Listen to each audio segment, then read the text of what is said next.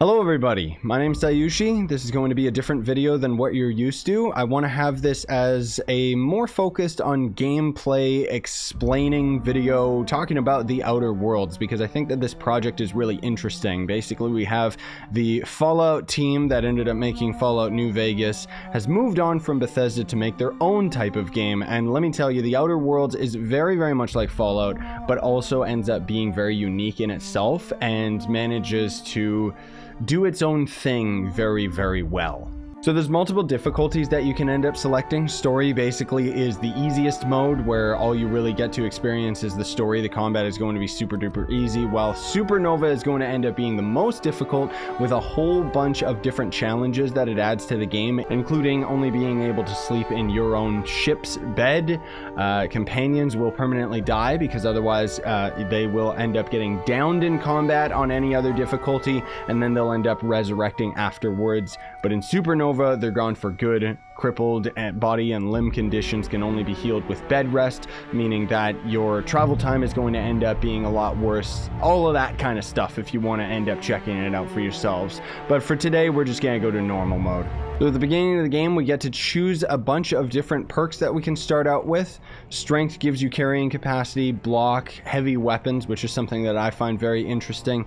You also do have melee weapons in the game, which we'll get to experiment with a little bit later on in the video. So let's actually give ourselves a little bit more strength.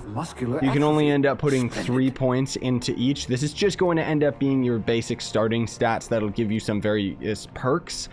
Perception is another one that I would say is really good, because it's got lockpicking and engineering, but more so than any of them, I would actually say to invest into the charm skill, because persuasion, intimidation, lying, all of this conversational choices is going to end up being a lot more prevalent in this game than any other game I've ever experienced. You almost always have some type of a dialogue option when you're interacting with characters, so I like maxing this out right away. And now we can invest into the skills directly. So the way that this game is going to work is you're going to be able to invest into these skill points themselves, and you can end up investing into a total of 50. This is just the leveling system in the game in general. Right now we're just picking some starting skills.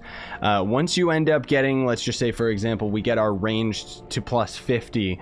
From that point on, we would then be able to invest into individual skills up to 100, and you can see you're getting various perks from actually investing into these skills, all the way up to level 100 being the master of the skill point, so that you can end up using the ultimate ability from it. So for example, with heavy weapons, if we max that out, heavy weapon crit damage ignores 100% armor, which is pretty powerful. But again, we're going to end up investing in dialogue, because that is very important. Tech is also something that might be important too, because as you end up investing into your medical, it means that you're basically going to spend less healing items. But for the start of the game, I'd actually recommend investing in stealth. Even if you don't plan on sneaking, there's a lot of things that you can end up hacking into, and the hacking ability will quite literally reduce the amount of items that it takes to hack programs by quite literally having a higher hacking skill. Same with lockpicking as well. The higher the ability that you have, the less items it's going to end up consuming, which is always better in the long run. So the aptitude is just going to end up being an extra stat. It's kind of just for lore type of thing, but we're just going to end up going for the persuasive skill again, because that's just going to end up being the most helpful. We can also change the way that our character looks. Let me just change this guy up very quickly here, just to kind of show you guys that there are going to end up being all sorts of different options. You can change the eye color and customize the character to your liking, just with pretty much everything if you want to.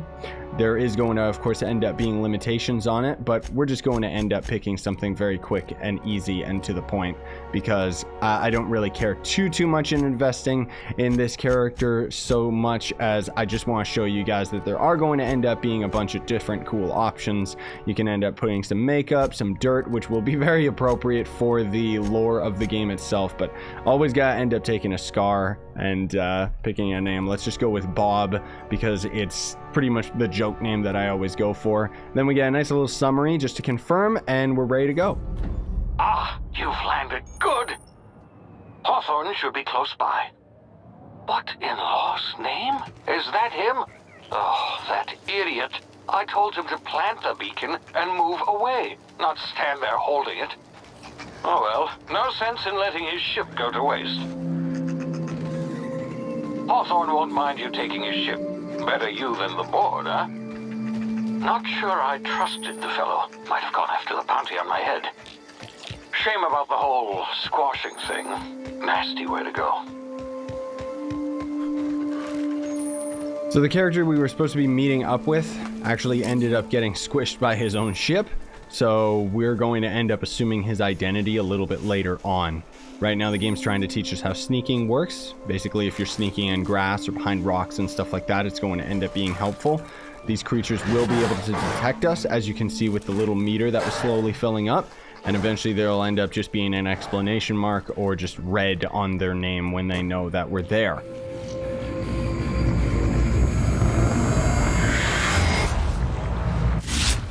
Easy now. You've been frozen for a while. There's bound to be unforeseen side effects. This is the game teaching us how to deal with low health, where we just quite literally end up using a healing item that you can see in the top left corner of the screen. And here's the first character that we'll end up interacting with. You've tried the best now.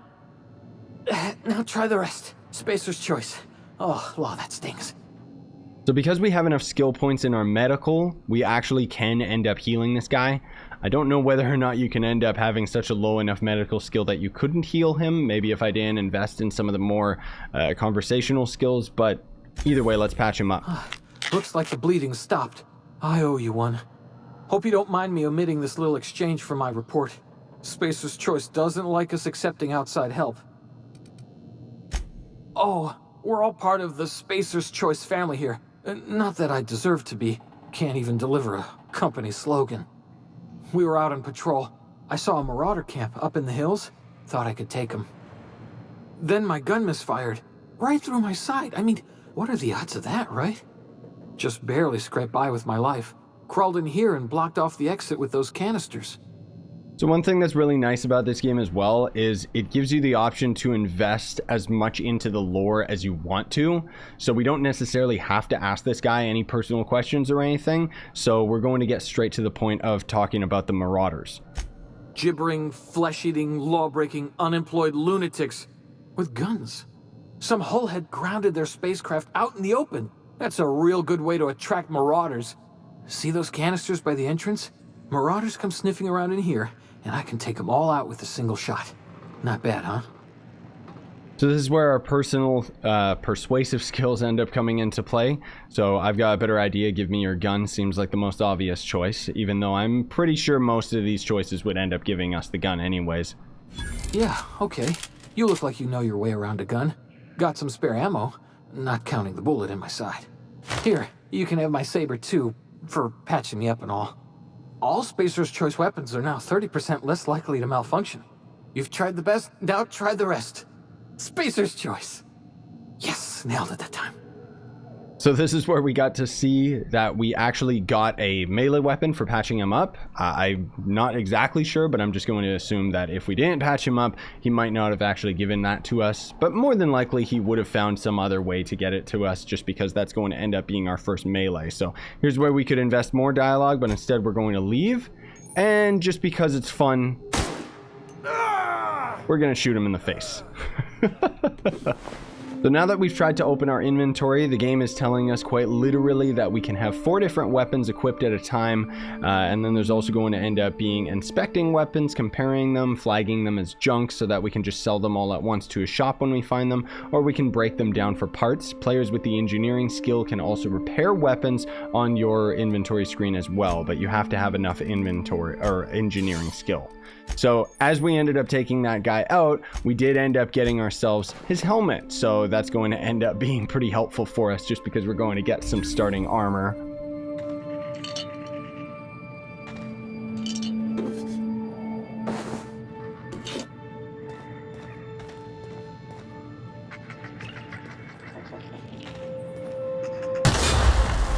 My ears!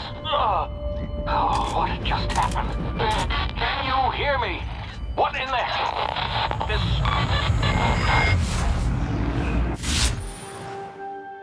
So as you noticed earlier, we ended up kind of slowing down time. This is very, very reminiscent of these guys actually being from the development team that ended up making Fallout, because Fallout is a game that also has kind of a tactical slowdown where that quite literally stops time. In this game, we basically have bullet time. It's called tactical time dilation. So we have limited time, limited amount of time to use this mode. Standing still drains the meter a lot slower while moving, and attacks drain it a lot faster. You're going to end up doing a lot more damage in this mode though, so it's definitely worth using often. And here's our first Marauder.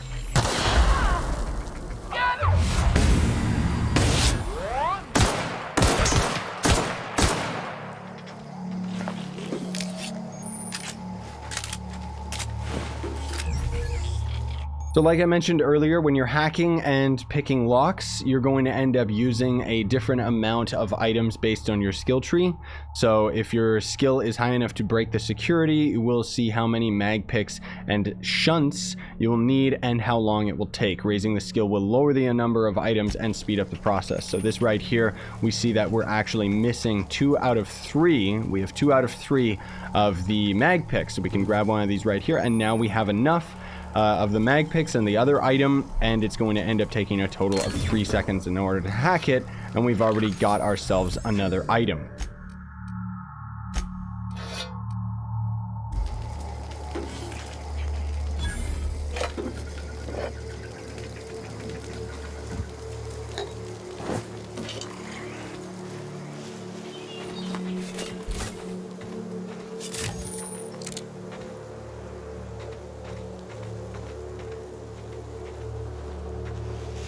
Now we're going to try and sneak by these guys, get some added damage.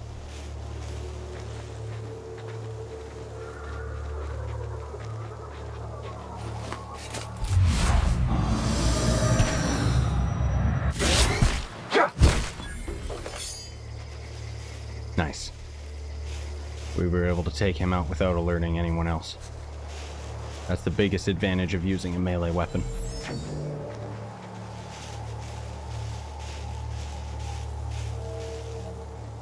Seems to be a second guard just down there.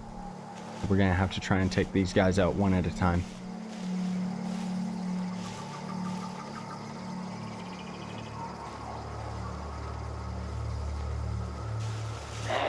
Heard something.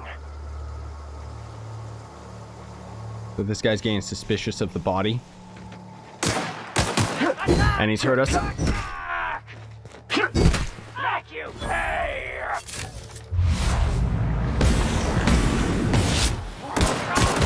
Too strong!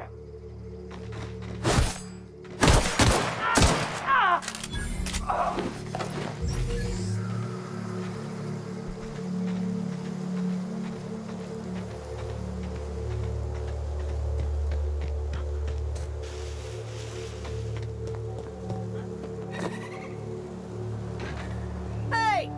Get over here before you get yourself killed!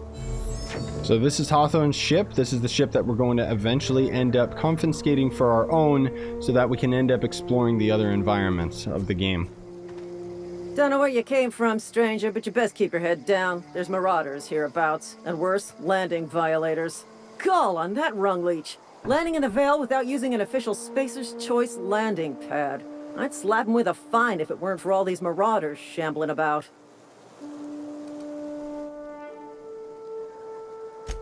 Really? How is he? Well, that's a relief. You don't want to know how much paperwork's involved in paying off a gravesite fee.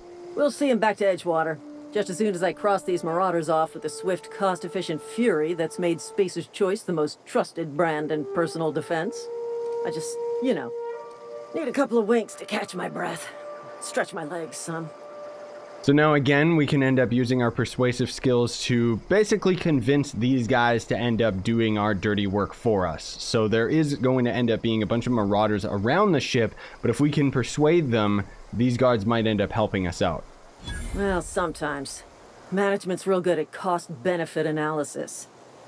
But, seeing as I'm the acting manager in this situation, you know what? You're right. It's time we cross those marauders off, find whoever owns that ship, and file a full report. Then it's gonna be laminated. Here we go.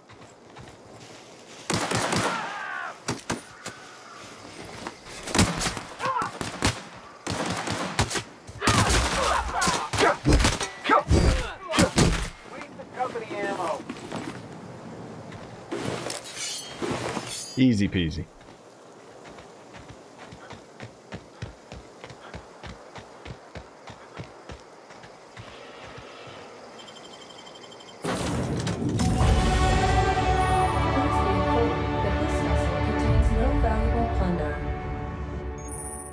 So now that we've leveled up, we can end up going to our leveling tab, unlocking various skill improvements. This is what I mentioned earlier, where you can invest a skill tree, let's call it, or a bunch of skill points up to 50, and then afterwards you can invest directly into specialized skills up to 100.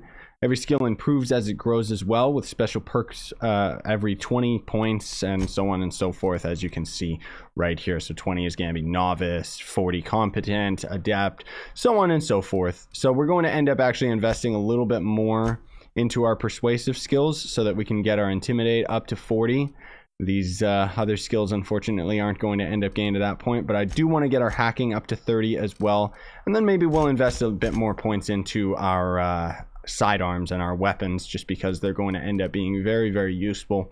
You can end up maining melee if you want, but honestly I'd recommend that you end up investing into weapons themselves. So now we've unlocked location hit effects, again very similar to Fallout. While we're in slow-mo, we can end up targeting different locations on enemies in order to end up having different effects. So if we shoot them in the face, for example, it might blind them, and if we shoot them in different body parts, it might cripple them or slow them down during combat.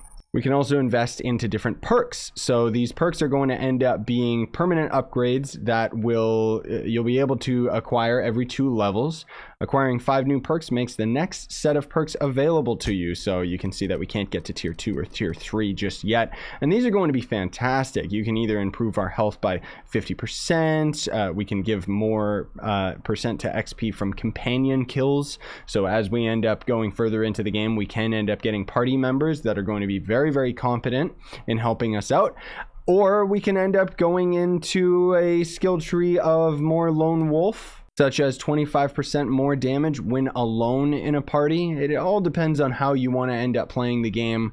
Honestly, the party members are very, very helpful just because they'll end up taking aggro from the enemies. Obviously, it means you have to be stronger if you're not actually, if you're trying to do this all solo, and that's where they at least have this nice damage buff. Another really, really handy thing is that the more party members you have, the more inventory space you have, which, can end up avoiding something like this, where you can have the Traveler perk, which unlocks the ability to fast travel while you're over encumbered. So if your inventory is absolutely full and you can't carry anything anymore, you could fast travel to a town, start dropping it all on the ground, and then just take turns, going to the shop and stuff like that. A very, very nice perk for sure.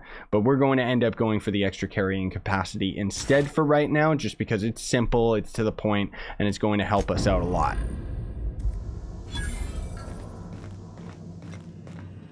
Unauthorized access of spacefaring vessels is a crime. Please submit yourself to the authorities. Hello, Marauder. I am Ada, the autonomous digital astrogator of this vessel. Please be informed that I am authorized to use violent retribution against unwanted solicitors. Please return any misappropriated equipment and exit this vessel in an orderly fashion.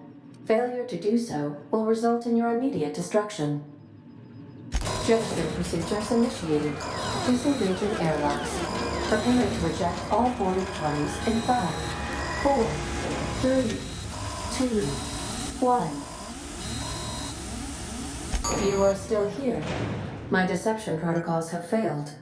I have been programmed to express disappointment. This vessel is the registered property of Captain Alex Hawthorne. I am incapable of accepting orders from anyone other than Captain Alex Hawthorne. I understand. I will require some time to process this information. Thank you for your patience and for your honesty. I am programmed to take orders exclusively from Captain Hawthorne. If I accept your orders, then you must be Captain Hawthorne. Do you understand? Well done, Captain Hawthorne. I see your powers of deductive reasoning remain intact. Unfortunately, our engine is currently inoperable. Our main drive suffered a critical power failure, and we were forced to make an emergency landing. The main drive's power regulator has been irreparably damaged and must be replaced. Astutely observed. However, the probability of locating a power regulator within a worker settlement falls within acceptable parameters of certainty. High-capacity power regulators are sometimes employed in the electrical networks of worker settlements. I have taken the liberty of printing you a new Captain's Identity cartridge. Please try not to lose it this time. This cartridge identifies you, Alex Hawthorne, as the registered proprietor and captain of the Unreliable. Do you understand? Best of luck in your search for a power regulator. Try to stay alive this time. Now we've quite literally taken the identity of Hawthorne, which was the original captain of the ship, which is hilarious because you can introduce yourself as Hawthorne to other characters in the game, or you can end up introducing yourself as your main character as well.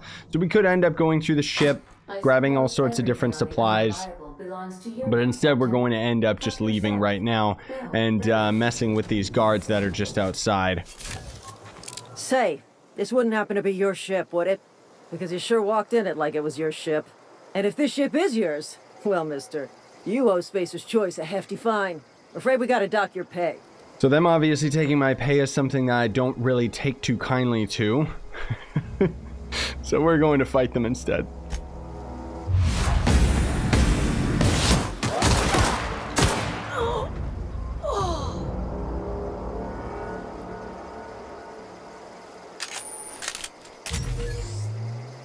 So all enemies will end up having weak points. Headshots on human enemies obviously is going to end up working as a weak point, but attacking members of a larger faction will hurt your reputation with that faction, so we have to be very careful with who we decide to attack. Our reputation with the faction has changed, so eventually we can end up making it hostile, and then they will just attack us on sight. You obviously want to avoid that as much as possible. Some things you do can make your opinions tougher as well, give them better armor, increased termination skill, and stuff like that. Spacer's Choice reputation has actually been lowered exponentially just because we ended up fighting these guys, but we got a bunch of extra XP and we got some extra items out of it as well, so who cares? Now the interesting thing is the first time I ended up playing through here, I was able to actually take her armor and use it for myself, and it was really, really powerful, so I guess it's just a random chance whether or not it's going to drop from these characters or not. Anyways, we're going to fast forward a little bit further so that we can end up getting to the first town and starting the dialogue options for this main quest of getting a regulator to power our ship up again. So this is Edgewater. It's going to end up being the first town that you can end up exploring in the game. There's all sorts of different shops that you can end up frequenting. You could sneak around and steal stuff. Just make sure that you don't end up getting caught. But we're just going to end up heading towards this tower right here to talk to the town leader about getting our hands on that new regulator.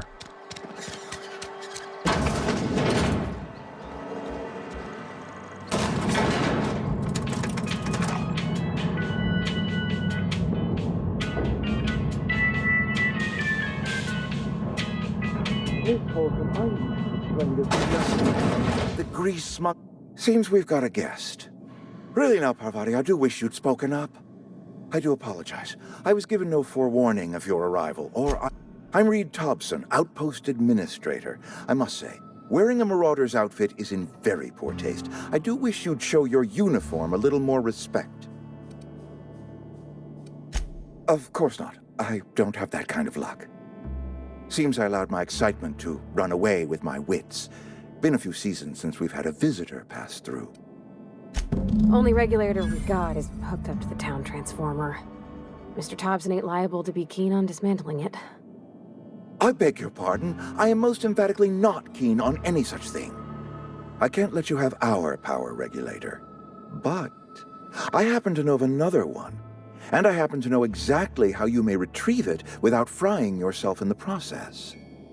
There's a power regulator in the old botanical lab. It's mostly abandoned, so all that power is being squandered. Go down to the geothermal plant. Reroute power from the Botanical District over to us.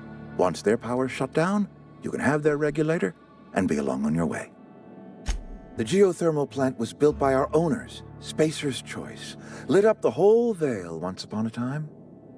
Most of the Vale is now abandoned. All that power is going to waste. I was not entirely sure how to tell you this. The botanical labs are not legally inhabited, but there are people who live there. The people living in the botanical labs, they're deserters, former workers. I need them back at their posts. I need them to come home. Good law, no, I don't want you killing anyone, least of all them. My hope is that by cutting off their power, you will convince those deserters to come back to town. Before you go to the plant, I want you to stop by the botanical lab. Speak to their leader, Adelaide. Tell her the power's about to go, and that it's time her band of deserters came back to town. Of course, I understand completely. Here, let me give you the passcode to the geothermal plant. A sign of good faith for so politely listening to me as I ramble on. Are you setting off for the Vale? Because I know my way around. I mean, in case you want a guide. I mean, if that's all right with you, Mr. Thompson. Sir. I hesitate to part ways with Miss Holcomb, but I cannot deny that she is talented and may prove useful to you. So this is our first dialogue option of actually being able to accept a companion. Obviously, we're going to take her because it's just going to end up making my life easier for the dangers to come. Great! I got my wrenches and diagnosticators and hairpins and engine tape, so I'm all set. Well, I am glad to hear that. Best of luck to you, and thank you again for your help. It is a lot to ask of a stranger, I know. So now that we've got companions provide combat support. Their skills enhance your skills. They increase your carrying capacity. You can unlock special companion combat abilities with the inspiration skill.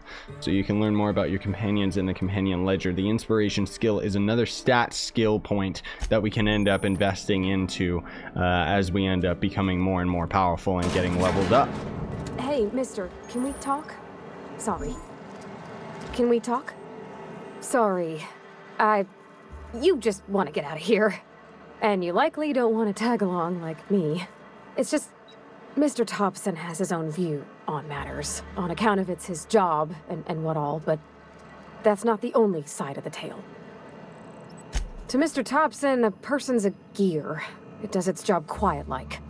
If it squeaks or stutters, it gets replaced. The deserters are decent folk. I knew some of them before they left. Miss McDevitt?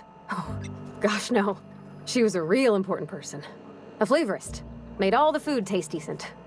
She used to work up in the big office with Mr. Thompson.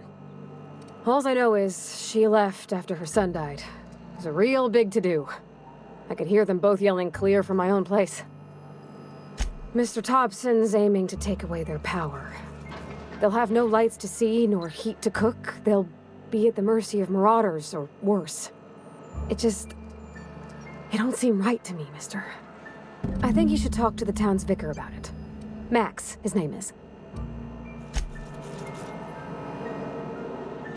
So now we're back outside and slowly heading towards the botanical lab.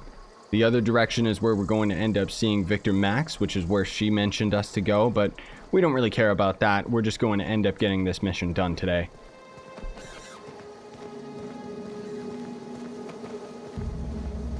Seems we've got some more marauders up ahead. I'm ready for this!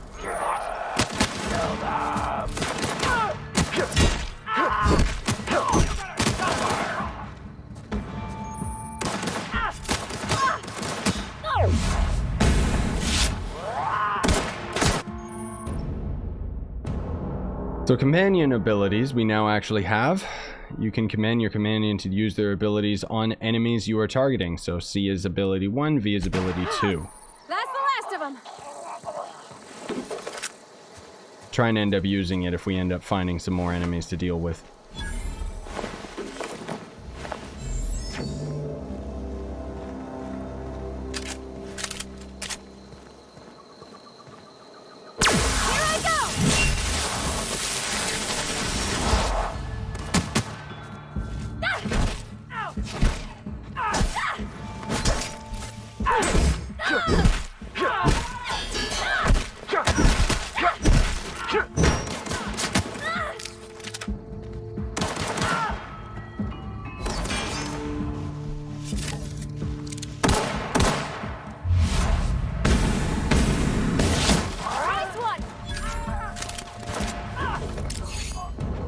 So we were able to get some pretty good equipment off of those enemies. Most notably is the light machine gun, which ironically is actually a very heavy weapon to end up using, but still really, really cool. We've also got some new armor off of that heavy marauder as well. That's going to end up being quite helpful for us.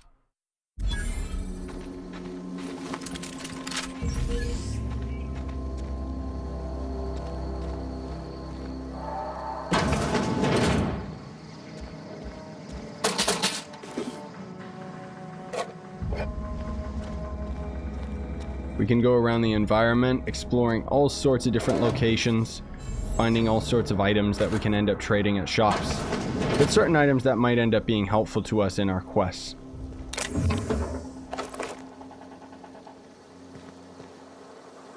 We don't actually have enough tools to open this door. We'll have to come back later.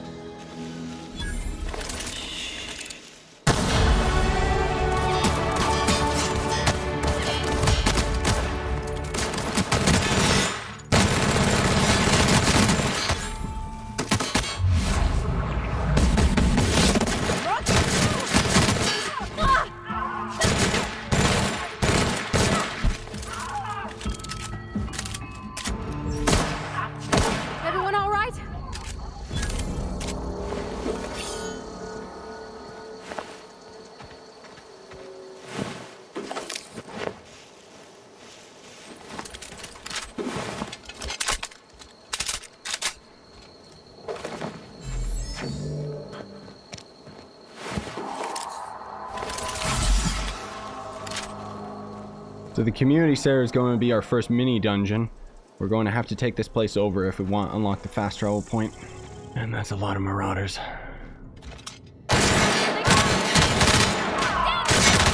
No reason to be subtle about this.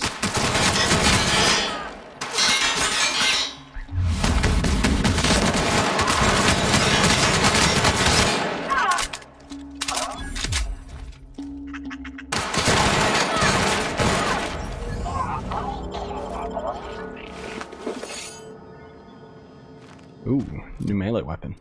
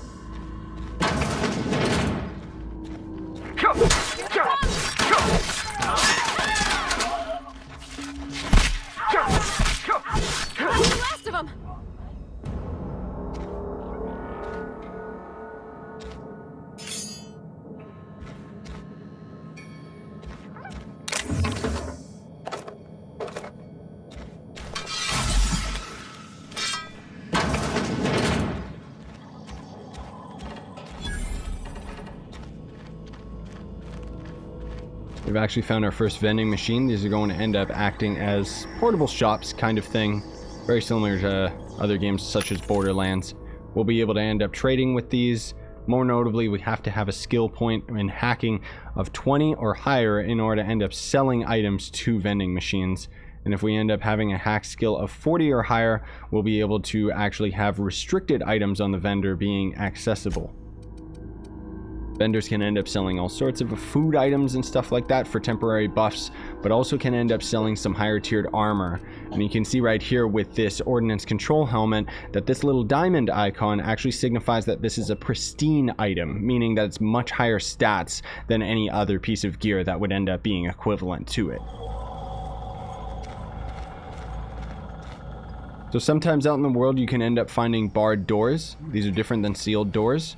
Quite literally, it just means you have to be on the opposite side of it in order to end up opening the bar to actually open the doorway. So in order to open that doorway, all we're going to have to do is to go around this way and access the bar itself.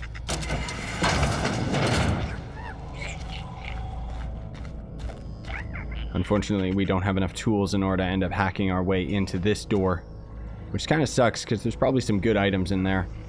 But let's move on. So now that we have enough tools in order to end up hacking into that door that I mentioned earlier, let's see what's inside.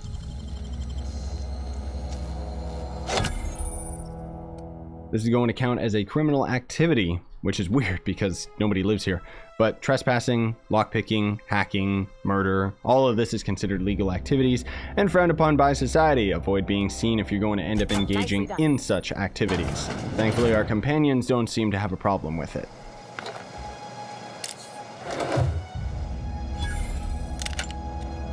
Assault rifle. That's a good find.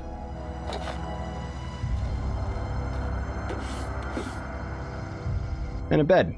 So we can use this to sleep, make it daytime, get ourselves well rested, and most importantly, again, is if you're on the supernova difficulty, it means that you're not going to be able to actually sleep in any other bed other than the one on your ship.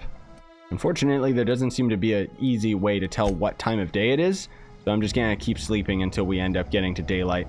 So now that we've leveled up, I've invested enough skill points to get our melee attacks a little bit stronger, and by holding the melee attack down, we can charge up an overhead power attack that inflicts significant extra damage. Doing this charge up during a standard attack will prepare a strong sweep attack that can hit multiple enemies in front of you, so you basically have to tag one enemy first with your smaller attack and then chain into a heavier attack. So this is going to end up being the overhead swing.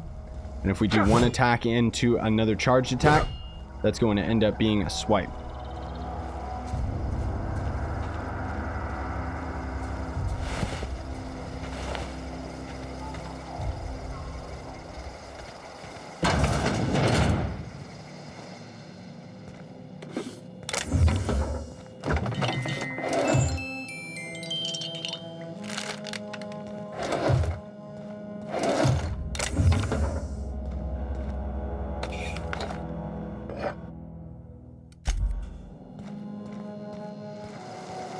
Really important to end up salvaging anything and everything that you can, both off of enemies and just places in the environment, because it's all going to end up helping you to get stronger in the game, because obviously you're going to end up being able to sell it and get better gear.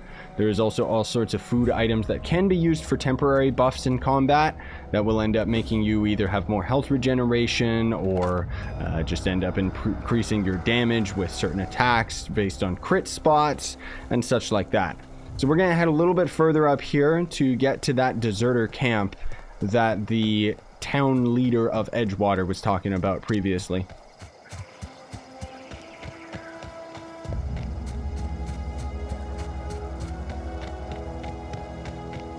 Move along, stranger. We don't want... Yeah.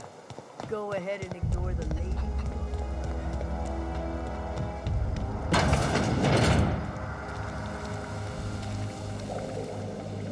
So now that we found Adelaide, this is the character on the opposite side of the spectrum who wants power for this location rather than Edgewater. If you're hungry, there's meat turning on the spit outside. If you're bearing illness, find a place to lay your head down and I'll fetch you a poultice. Whatever your troubles with Edgewater, leave them at the gates and be welcomed here. Any questions, dear? I have been called that, among other things. Green Thumb, grandmother, the strange old lady who keeps flowers. But yes, Adelaide will do just fine. Excuse me, Miss McDevitt? Sorry, it's just... You got such pretty trees in here. Why, thank you. You're Robert's girl, aren't you? I remember when you were but a sprout. Thomas speaks of you often. Are you staying long? You should try some of my tobaccorn tea. I brew it in an old spittoon, but it's been cleaned. So this is where we interestingly get some extra dialogue options, or just extra dialogue that we hear in general, because of the fact that we have this companion with us. But let's dive a little bit deeper and see if we can end up making peace between Edgewater and the botanical. Reed Thompson, you here on behalf of that cold-eyed reptile? Let's hear it. What's Reed's idea of peace, then? Like everything else that comes out of Edgewater, that peace offering is canned. I and my own are living just fine out here by ourselves. You're doing this for Reed? Why? Cannery's got a regulator. You want ship parts, you ought to rip them out of the cannery's guts and leave us be. If you're going down to the plant, you should divert power away from Edgewater and toward our end of the grid. Think about it. You'd be liberating an entire town from a lifetime of service to that odious cannery. Seems the sort of thing a hero would do. I trust you will listen to your conscience. So now she's given us the option of giving power to the botanical or giving it to Edgewater. And we're going to fast forward a little bit to being outside of our first dungeon, which is going to end up being where we make said choice. So here we are at the power plant, and this is going to end up being pretty difficult because we're pretty underprepared. Last time I ended up coming here, I was able to have a bunch of plasma weapons, but right now we're just going to end up going in with just a basic light machine gun and stuff like that. See if we can end up taking these guys out. So these are going to end up being our first robotic enemies, and they're a lot more powerful, as you can see. They're very resistant to just normal bullet damage. That's why it would be way more ideal if we ended up having a plasma weapon.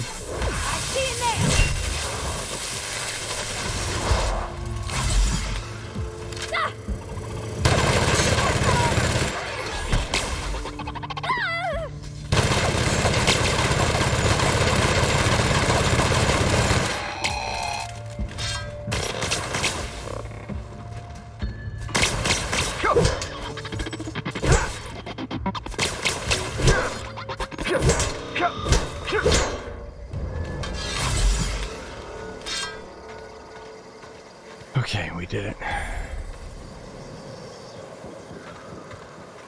Let's try and see if we can end up taking care of these electrical fences first.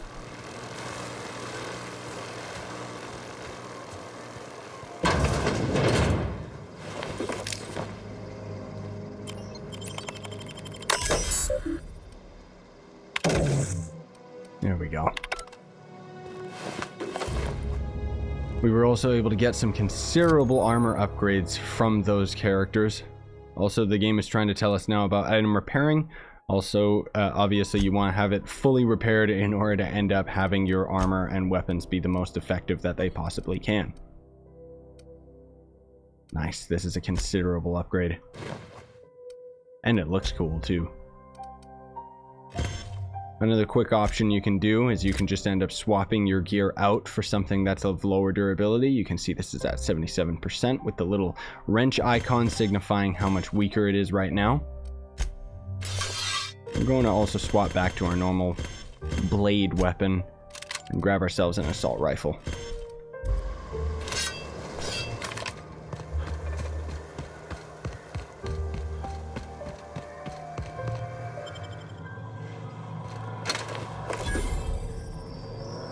So a lot of these armor parts and other various items that we've been picking up just here and there are actually so that we can end up modding our gear, and we can do most of that back at our ship.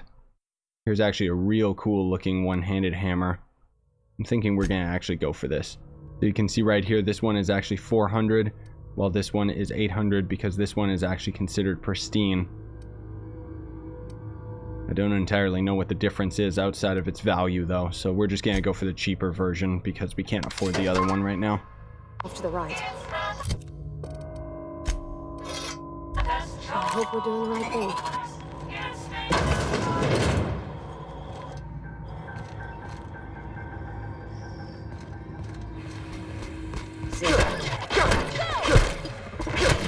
You're pretty good at this. Way more powerful than the other one. I'll fix you right up.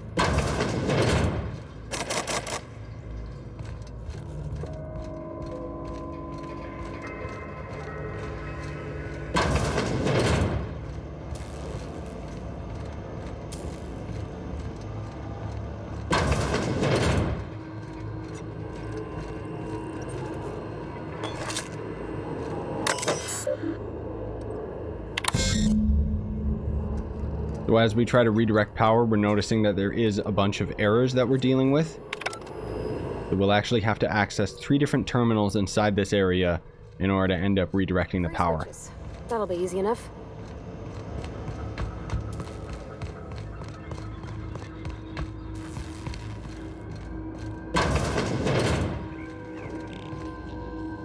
Now when a door says sealed, that's much different than it just being barred. It means that we have to hack into the computer in order to unlock it. Or just enter a password. That's always easier.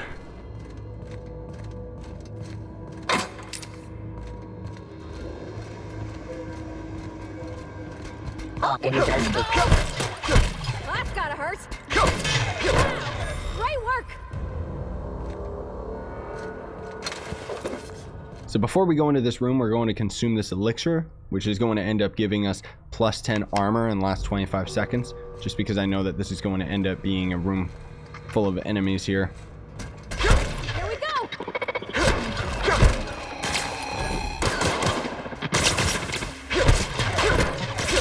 That's the last of them. Nice. And here's our first switch. There's 2 more. What'll happen to Miss McDevitt's folk if we send power to the Veil? No, just leave me alone. Sounds like we're not alone.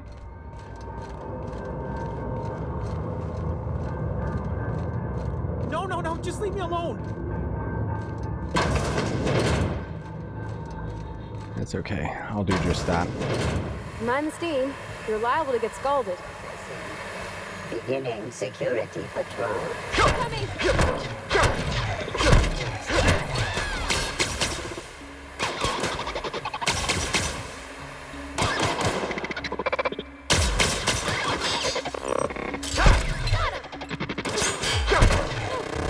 Look at us!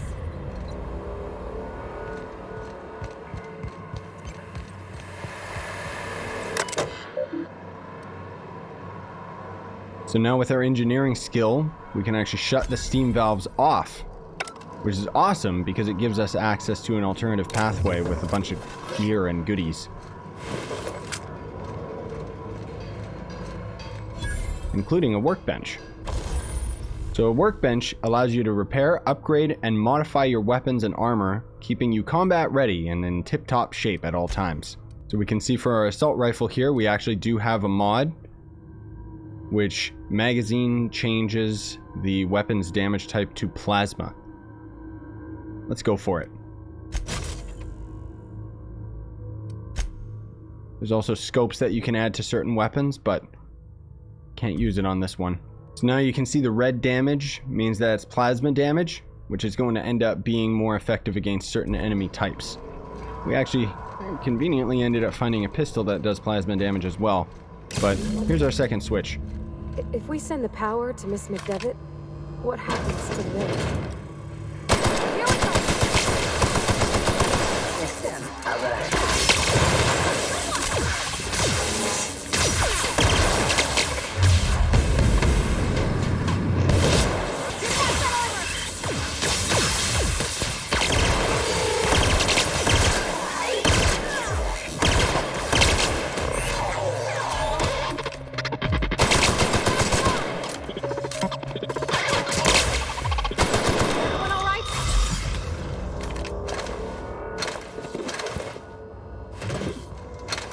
Oh, that was tough.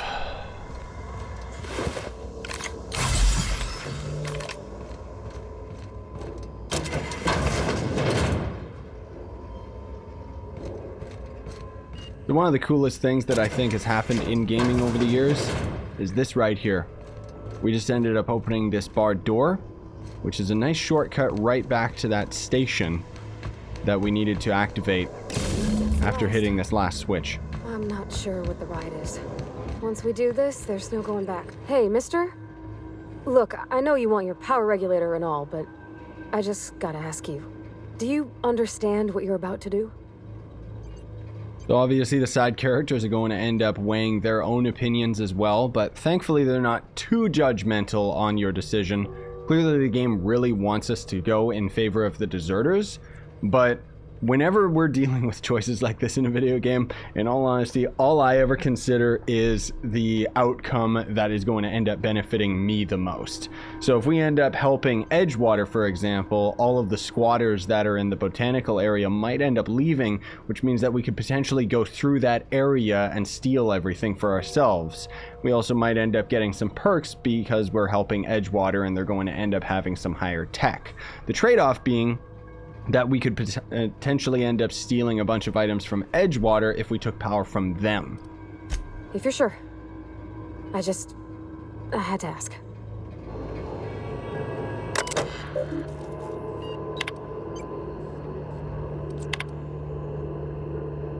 So before we make this decision, folks, I'll leave this option up to you guys if you end up deciding to play this game for yourselves. It's quite literal, directing the power to Edgewater or the botanical. Hopefully you guys ended up enjoying this video. This was a more experimental video for me. You know, I don't usually do videos like this, but I just personally really enjoy these types of videos where somebody is playing through an area where they already have some experience and then just sharing opinions about the game and certain aspects of the game just in case you're new to it. You know, like one of my favorite types of videos is something like this, but usually it's presented by a developer so they know a lot more about the game than somebody like me, where I literally played up to this part and then I decided to end up making a video for you guys about it in that same format. Thanks for watching though, folks. Very much appreciate it. Smash like, sub for more, buy some of the merch if you want to support the channel, and have yourselves a great day. Sayonara and stay epic, gamers.